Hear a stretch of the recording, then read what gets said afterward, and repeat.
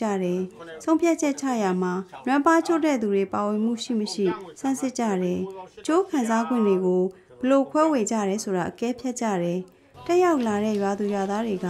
ဒီဆွေးနွေးပွဲနဲ့ပတ်သက်တဲ့ခံစားချက်တွေကိုဝေမျှကြပြီးမှဆွေးနွေးပွဲကိုဆုံးသက်လိုက်ကြပါတယ်ဘုရားမြင်ရှင်းတယ်လေစားစားတော့ကမြင်ရှင်းတာဟိုစောင်းကမရေးခင်တော့ကတော့ဘေးကပြောနေတာတွေတောင်ပြောမြောက်ပေါ့ကိုကသေးနှမ်းကိုပြန်ပြီးတော့ရှင်းပြတယ်ဘေးပေးတဲ့အခါကျနှစ်ပတ်ကြည့်ပေါ်နေတာလေဆိုရင်အခုတော့အခုပို့ရှင်းတဲ့ရှင်းသွားတာပေါ့လို့အဲ့ဒီနောက်တမာပင်ရွာကအကဲဖြတ်အဖွဲ့ဝင်တွေဟာထိတန်ရင်ရွာဘက်ကိုပြန်လည်ကဲဖြတ်ဖို့တွားရောက်ခဲ့ကြပါတယ်ထိတန်ရင်ရွာသားတွေကိုတမာပင်ရွာကအကဲဖြတ်အဖွဲ့ဝင်တွေနဲ့မိတ်ဆက်ပေးတယ်လာရောက်ရတဲ့ရည်ရွယ်ချက်နဲ့ပွင့်လင်းမြင်သာဖြစ်စဉ်ဆွေးနွေးပွဲအကြောင်းတွေကိုရှင်းပြတယ်ပြီးတော့ဆွေးနွေးပွဲကိုစတင်ခဲ့ပါတယ်စရင်လောက်ကြတာရောဒီဘာကြီးပေါ်မှာအမြင်ရွာတွေဘယ်လိုများလို့စားဖြစ်တယ်မြင်ရှင်းပါလေရှင်းပါပြီရှင်းပါပြီစရင်နေတာဗျာပြောမယ်ဆိုရင်ဒါရှင်းနေတာဒါရဲ့စရင်ရှင်းတယ်လို့လည်းနည်းနည်းသိရတယ်ပေါ့နော်ဟိုအရင်တော့ကဆိုလို့ရှိရင်ဘာမှမပြောရဲဘူးပေါ့နော်အခုဆိုလို့ရှိရင်ငါတို့တော့ဒီမှာဒီလုပ်ငန်းရှိပြီးခေဆိုပြီးထားပြီးပြောရတယ်ဘာတွေမှားနေလဲဆိုရင်ကိုထောက်ပြလို့ရတယ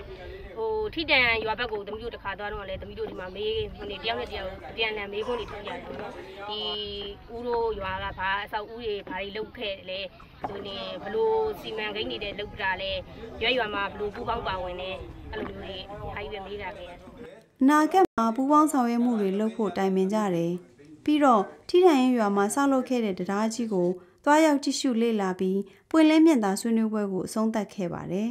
ကျွန်တော်ပေါ့နော်ဒီကြေးရွာမှာကျွန်တော်အလုပ်တစ်ခုလုပ်ပြီးဆိုလို့ရှိရင်ဒီကြေးရွာလူလူကပူပေါင်းဆောင်ရွက်မှုမရှိလို့ရှိရင်ကျွန်တော်ဘယ်ရာမှအောင်မြင်မှုဆိုတာကျွန်တော်လုံးဝမရှိဘူး။ဘာကြောင့်လဲဆိုအဲ့မှာတော့အဓိကတော့ကျွန်တော်ကြေးရွာမှာရှိရဲ့ရမ်းမြစ်ရပါကျွန်တော်ပေါ့ရက်ကပေါ့နော်ပြီးဒီကြေးရွာရဲ့လုံနေကြကလာသားကောင်ဒီဟာမျိုးလူပြီးတော့ပေါ့ကြေးရွာမှာရှိရပေါ့နော်ကျွန်တော်အသက်ကြီးရဲ့ပုံကူမျိုးပေါ့နော်ဒါမျိုးကြီးအရင်ပူပေါင်းပြီးစီလုံးလုံးနဲ့ပေါ့နော်တိုင်မင်ပြီးမှအလုပ်ကိုကျွန်တော်လုပ်လို့ရတယ်ပွင့်လင်းမြင်သာလဲဆိုတော့ဘယ်လိုလဲဆိုတော့အဲ့ဒါတူးချင်းရဲ့တောင်းဝန်ရှိရမယ်ဟုတ်လားအခုကျွန်တော်ငွေကိုင်းတယ်နောက်တစ်ယောက်ကစင်းရင်ကိုင်းတယ်နောက်တစ်ယောက်ကစီစဉ်ရစီစဉ်မယ်ကျွန်တော်ဈေးဝယ်တယ်ကျွန်တော်ပေါင်းချယူတယ်ဟုတ်လားကျွန်တော်ငွေကိုင်းတယ်ဒီမို့ပွင့်လင်းနေပါ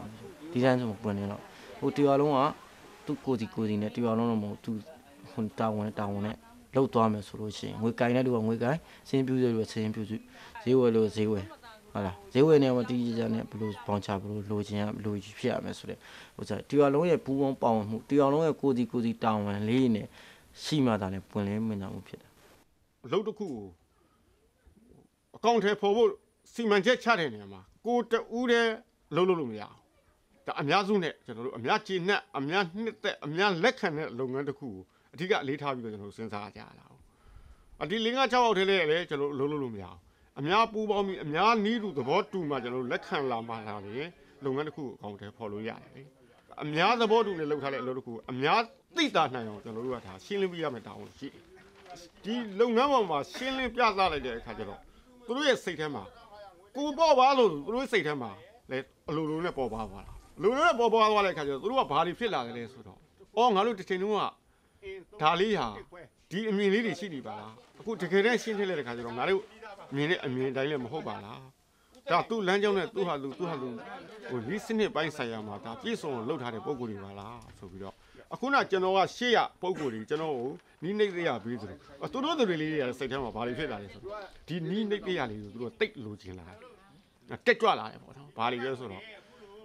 ့ငါတို့တွေကငါတို့တချင်တော့မသိလို့လာတယ်သူ့ပေါ်မှာတန်တရားဝင်လာတာငါတို့အခုသူတို့လှုပ်သွားတဲ့လှုပ်ဆောင်ခြင်းကလေးတွေသူတို့ရှင်းလင်းပြသွားတယ်ပွင့်လင်းအောင်သူတို့အခုတစ်ခုချင်းတစ်ခုစီးပြီးတော့ဖြီးပြသွားတဲ့အခန်းကဏ္ဍရာလေးတွေကိုငါတို့လူတွေမြသိထားလိုက်ရရင်နောင်လာမဲ့မျိုးဆက်သစ်တွေကိုငါတို့ဒီလိုပဲပြန်နေပြီးတစ်စင်းနဲ့တစ်စင်းလက်ဆင့်ကမ်းသွားလို့ရတယ်ဆိုတဲ့အသည့်ကလေးတွေအခုဆိုရင်တော်တော်လေးပေါ်ပေါက်လာတယ်ဘဝန္တာတဘူတိတာပေါင်းသူတော်ကောင်းတို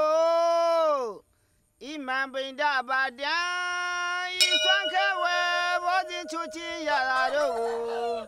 စက္ကလူရန်ပူဇော်ရန်မိမိတို့အင်္ဂယာ၌ဆွမ်းလောင်းရန်ထတော်မူကြပါဘဝန္တာတဘူတိတာပေါင်းသူတော်ကောင်းတို့သာဓုကျမ်းနာ မခန်းစားမျိုးရှိပြီဘကွာစီနာရွှေပြာဒီတိုင်းပါဠိတော်ဒေသနာရစေတနာဘလောနဲ့ဇာကအလင်ပြုကြတဲ့ဒါနရှင်သစုမှာကုသလတရားကတ်လို့မှုတပြားတစ်ချက်အစုမြတ်တရားတို့ကြောင့်ယခုကကဘာပြစ္ဆက်ခါတွင်နှစ်သက်သမျှစိန်ရွှေယတနာတို့နှင့်အင်္ဂါလျှမ်းစွာပြည့်စုံ၍ချမ်းသာသောတောမတဖဲမနောတဖြူစင်စွာဖြင့်လူမင်္ဂလာ